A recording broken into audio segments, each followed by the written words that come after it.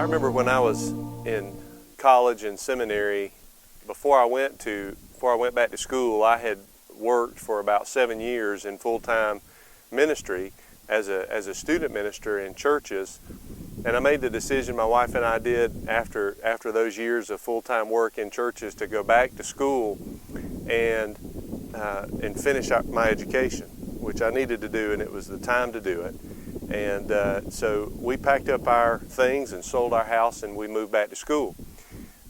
Moved to a campus where I was going to go to school full-time, and I also needed to work full-time because I had a little girl. Summer was a baby, and I needed to do that.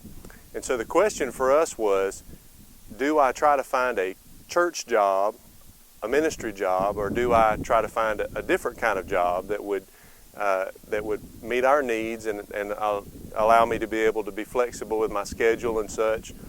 And we went around and around, and I really struggled with that because my calling is to ministry, and I wanted to be in a ministry position.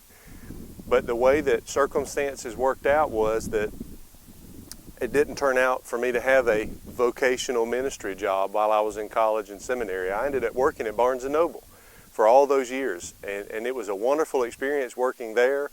I learned so much about people and about how a different type of business work setting operates, and it was a blessing. I met a lot of people who I'm still friends with to this day, but I had that struggle, that tension inside of me that I'm not doing a ministry. Until one day I realized that what was separating the work that I was doing at Barnes & Noble from being a secular job and being a ministry job was my attitude and my approach to that job. It wasn't the job itself. I think a lot of us struggle with a desire to serve God more than perhaps we feel like we have the ability to do or the time to do. Many of us who have made commitments in our faith to grow as a Christian and do the best we can to serve God as much as we can feel like, here I am trapped in this secular career when I wish I was able to do more ministry. What we have to realize is that if we let the gospel influence the work, there really is no such thing as a secular career.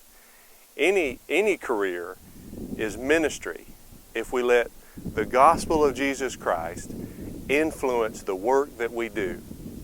And the way that works is, the gospel is people-centered.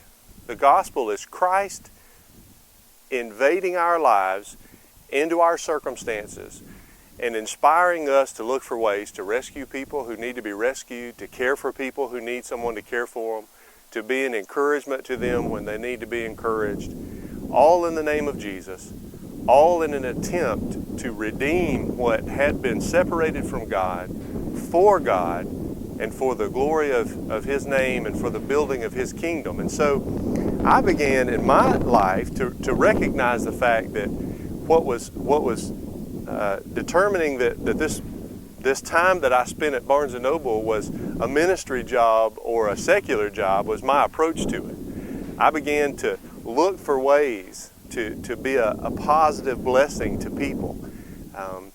If you are focused on money when you're at your job, if you're focused on numbers and productivity, and many of our jobs require us to pay attention to that bottom line, to be focused on increasing productivity, or you may be a car mechanic. You may work on automobiles for a living. You may think, how can my job be ministry? The gospel calls us to be people-centered, to be focused on finding ways to share love and generosity with people who need love and generosity in the name of Christ. And so my thought for you is this, that don't be discouraged if you have what you think is a secular career. Let the gospel redeem that secular career and influence how you look at life and how you look at the people that you work with and the people that you serve through your job, Let the gospel influence the work that you do. And Jesus will redeem and transform that secular career into a ministry position. And you can use your time and talents and energy in whatever it is that you do to reach people for Christ, to be a blessing in people's lives. I hope that that's an encouragement to you today. Let God affect everything that you do. Let the gospel influence everything that you do, and He'll transform your life into a life that has tremendous significance in the kingdom.